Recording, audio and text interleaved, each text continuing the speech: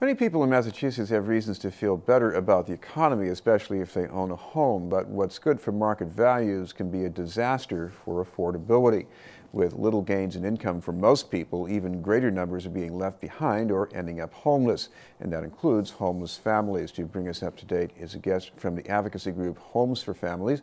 We'd like to welcome the Executive Director, Libby Hayes. Thank you very much for being with us, Libby. Thank you for having us. First, talk about what we're seeing out there now, because I guess when we notice the homeless families, we're talking about people who, I guess, they're into that last resort. They're living in motels or hotels. Right, we're seeing the highest numbers of homeless families that we've ever had in the history of the Commonwealth. So right now there's about 2,400 families in shelter, and then on top of that another 2,100 families in motels. So that's 4,500 homeless families, which is triple what we had in 2006.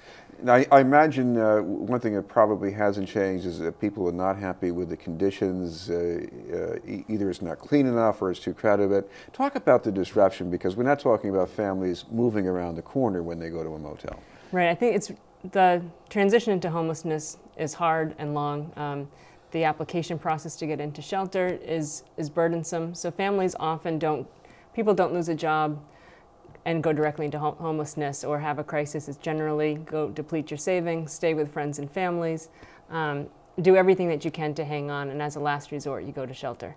And then when families go to shelter, sometimes it's a challenge to be able to access the program with some of the regulations, and then they're placed at most likely at a motel because all of the shelters are full. And often the motels are far away, on places that are on the sides of highways, outside of their community, are hard to get back to their home community. And then it's just a very small space.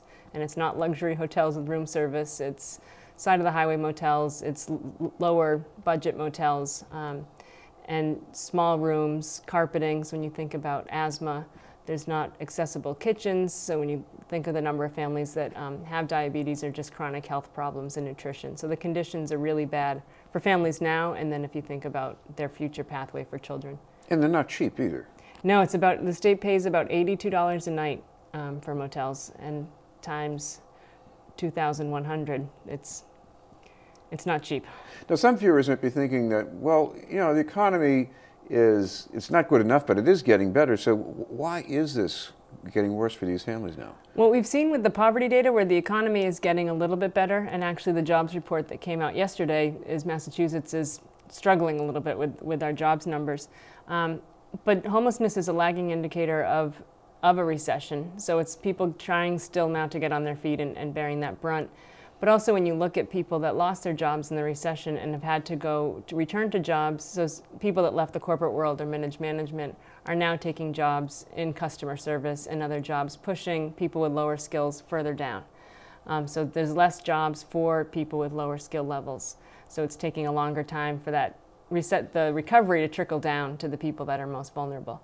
In addition, we've seen the impact of the foreclosure crisis, the impact of sequestration. So we're seeing less federal vouchers, less child care, the cuts in food stamps. So there's been less money that's going into the hands of the people that need it the most. And of course, when we talk about the cost of housing here, we say that property values are now recovering, but it seems that there was almost never a drop in rental costs here. So, I mean, so in other words, if they didn't go down that much at any point, right now it must be really terrible. Right, that's the main reason why this crisis has continued to get bigger and bigger in the past 30 years since the system existed.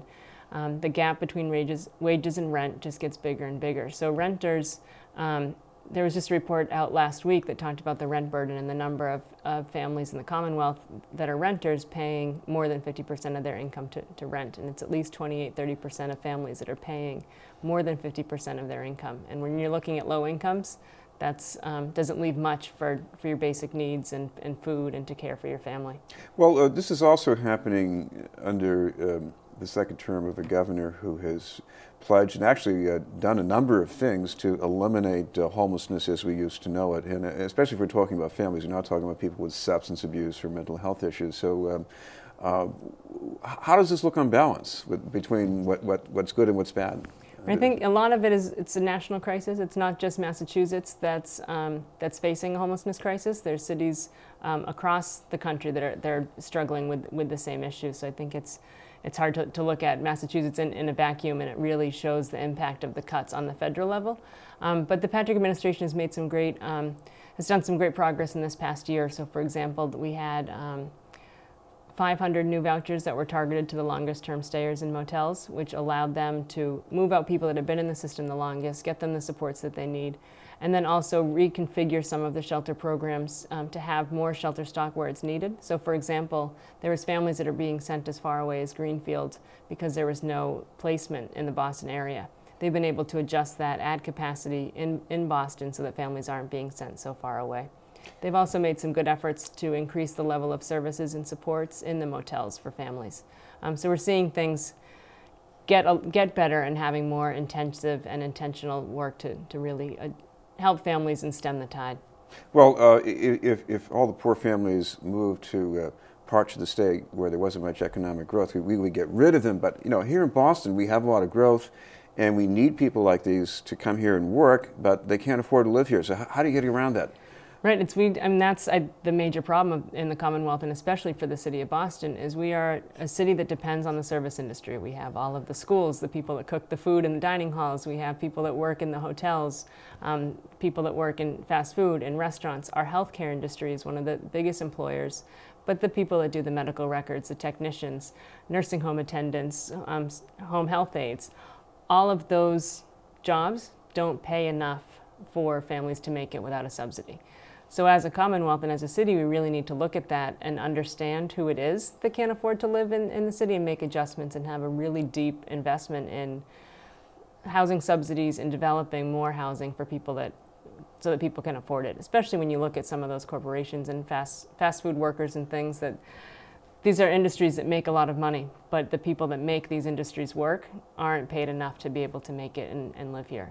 I know this isn't necessarily your job, but do you have any thoughts about what's the best chance for more affordable housing? Because the government money for this is probably decreasing more than it's increasing. So what's out there? Right. The hard part is, especially with how stalled Congress is right now. I mean, we really need the federal government to step it up and get things moving again and be able to address this. And the interesting thing is when you look at housing development, it's one of the biggest stimulators for the economy, because if you build housing, you create jobs with building housing, but then you're buying the big appliances, you're buying furniture, buying things to decorate the house, and then you're getting families out of shelters and being able to get in the rental market and be a part of the community. So it's really a big stimulator for the economy, more so than lots of other stimulation packages that have come out. So we'd love to see that. But on the state level, there is a lot that we can do or have to do because the federal government isn't doing their part right now. So one of the big things is investing in more rental subsidies. And the rental subsidies can be flexible. So some can be mobile, so families similar to a Section 8, where families can, they'll pay a portion of their rent, can work with a landlord in the community that they want to live. The state's also invested in more supportive housing and housing development that they're able to subsidize the rent with housing subsidies. Thank you very much for being with us. Thank you for having me, and thanks for covering the issue. From Homes for Families, Libby Hayes. We'll have more news in just a moment.